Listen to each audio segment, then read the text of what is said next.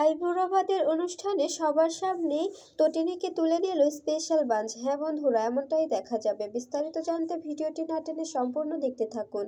গল্পের শুরুতেই দেখা যাবে তটিনীর রান্না করা খাবার খাওয়ার জন্য আয়ুষী ও বিজিৎ দুজনেই বসে পড়ে। এরপরে আয়ুষী বলতে থাকে, তোর বাচ্চাদের দে, আমাদের সঙ্গে খেতে দে, আমি ওদের খাইয়ে দেব। তখন দেখা যায় লাট্টু ও পিকু বলতে থাকে, তুমি খাইয়ে দেবে? আমাদের পা তো আমাদের খাইয়ে দেয়, তাই বলছিলাম তুমি খাইয়ে দিলে পা এসে তো রাগ করবে, তাই না? তখন তখন আয়ুষী বলতে থাকে, তোমার পা তোমাকে খাইয়েও দেয়? ও খাইয়ে দেবে না বা কেন? সামান্য একটা কমিশন এজেন্ট তো, এটা তো করতেই পারে, তাই না? এরপরে দেখা যায় বিজিৎ বলতে থাকে, এসব নিয়ে এখন কথা বলো না। এরপরে আয়ুষীকে তটিনী বলতে থাকে, নিজেদের কাজ নিজেরা কর, খাচ্ছিস না কেন? ঠিক তখনই কলিং বেল চাপলে তখন তখন সবাই বলতে থাকে, কে এলো? তখন তটিনী বলতে থাকে, মনে হয় ওদের বাবা এসেছে। তখন বিজিৎ বলতে থাকে, না না, মনে হয় গিফটটা এসে গেছে, আমি যে গিফট অর্ডার দিয়েছিলাম সেই গিফটগুলো এসে গেছে, তুমি দরজাটা খুলে গিফটগুলো কালেক্ট করে নাও। এরপরে আয়ুষী বলতে থাকে, হ্যাঁ ঝর্দি ভাই, মনে হয় বিজিৎ যে তোর জন্য গিফট অর্ডার দিয়েছিল সেগুলোই এসেছে। তখন বিজিৎ বলতে থাকে, হ্যাঁ আপনি আপনি দরজাটা খুলে দেখতে পারেন। এরপরে দেখা যায় তটিনী দরজা খুললে তখন সামনে দেখতে পাই কয়েকজন লোক গিফট হাতে নিয়ে দাঁড়িয়ে আছে। তখন তটিনীকে বলতে থাকে, আসলে স্যার আমাদের শোরুমে গিয়ে গিফটগুলো অর্ডার করেছিল, তো তাই দিতে আসলাম। এরপরে তটিনী বলতে থাকে, ঠিক আছে, আপনারা ভিতরে এসে গিফটগুলো দিয়ে যেতে পারেন। এরপরে দেখা যায় সবাই মিলে ভিতরে চলে আসে। আর আর তটিনীকে বলতে থাকে, আপনার গিফটগুলো কোথায় রাখবো? এরপরে নন্দিনী বলতে থাকে, এত এত গিফটের প্যাকেটে কি এমন গিফট এনেছো বিজিৎ, যে এতগুলো প্যাকেট? তখন আরাধ্যা বলতে থাকে, গিফটগুলো দেখি দেখি কি গিফট এনেছে জিজু। তখন আয়ুষী বলতে থাকে, তুই দেখছি আমার বরের পুরো পকেটই খালি করে দিয়েছিস, একটা আইবুড়ো ভাত খাইয়ে আমার বরের থেকে দেখছি অনেক কিছু লুটিয়ে নিয়েছিস। তখন সবাই হাসতে থাকে। এরপরে দেখা যায় হঠাৎ করে লোকগুলো গিফটের প্যাকেট থেকে এক এক করে গান বের করে। এটা দেখে অবাক হয়ে যায় সবাই। এরপরে তটিনী বলতে থাকে, কি করছেন এসব? আপনারা গান বের করছেন কেন? এখানে গান দেখাচ্ছেন কেন? বাচ্চারা আছে, আপনারা বুঝতে পারছেন না? এরপরে দেখা যায় নন্দিনী বলতে থাকে, আপনারা কে আর এখানে কেন এসেছেন? এভাবে বাচ্চাদের সামনে গান দেখাচ্ছেন, বাচ্চারা তো ভয় পাবে, তাই না? তখন গুন্ডাগুলো বলতে থাকে, চুপচাপ দাঁড়িয়ে থাকবে, যেখানে দাঁড়িয়ে আছো ঠিক সেখানেই দাঁড়িয়ে থাকবে, একদম কথা বলবে না। তখন বিজিৎ বলতে থাকে, আপনারা কি চান? এখানে কেন এসেছেন? এখান থেকে প্লিজ আমাদের ছেড়ে দিন। তখন তখন নন্দিনী বলতে থাকে, বিজিৎ তুমি তুমি পুলিশকে ফোন করো প্লিজ। এরপরে প্রাচী লাট্টু ও পিকুকে দুজনকে একসঙ্গে ধরে বলতে থাকে, তোমরা একদম ভয় করবে না, তোমাদের মাসি তোমাদের কাছে আছে তো? এরপরে দেখা যায় নন্দিনীকে বলতে থাকে, এই বর্দি ভাই কিছু একটা কর, পুলিশকে ফোন কর না, কিচ্ছু কিন্তু ভালো লাগছে না। এরপরে তটিনী গুন্ডাগুলোকে বলতে থাকে, প্লিজ এখানে শ্যুট করবেন না, আমার বাচ্চাগুলো ভয় পাবে, বাচ্চাগুলো এখানে আছে, প্লিজ বোঝার চেষ্টা করুন। তখন দেখা যায় আয়ুষী বলতে থাকে, এসব কি হচ্ছে?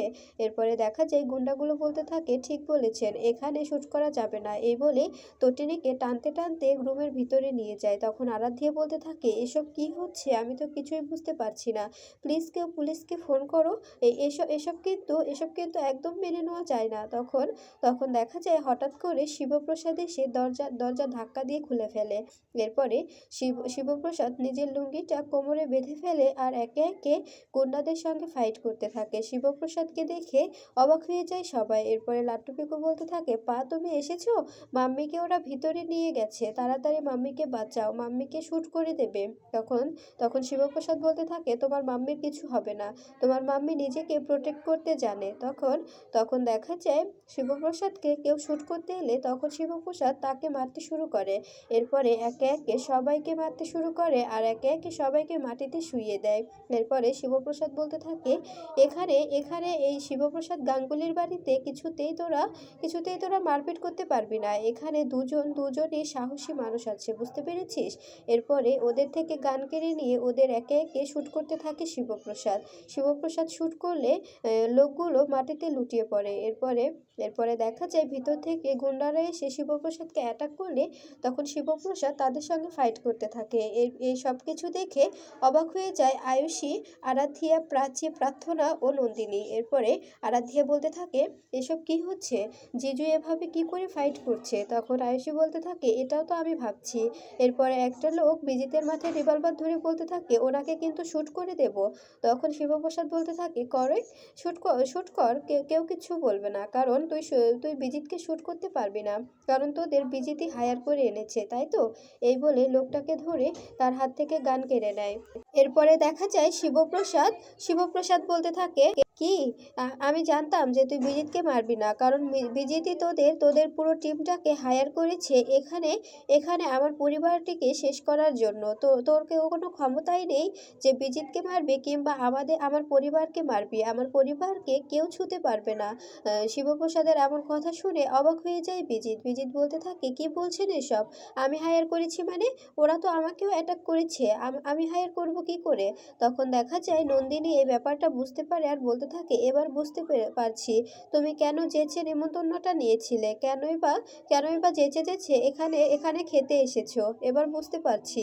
এরপরে আয়ুষী বলতে থাকে, প্লিজ এরকম করো না। ঠিক তখনই শুট করার শব্দ পেলে শিবপ্রসাদ গিয়ে দরজা ভাঙে। ঠিক তখনই দেখা যায় তটিনী বিভ্যস্ত অবস্থায় দরজা ভেঙে বেরিয়ে আসে। এরপরে তটিনী চুপচাপ দাঁড়িয়ে থাকলে শিবপ্রসাদ গিয়ে তটিনীকে জড়িয়ে ধরে বলতে থাকে, কি হয়েছে?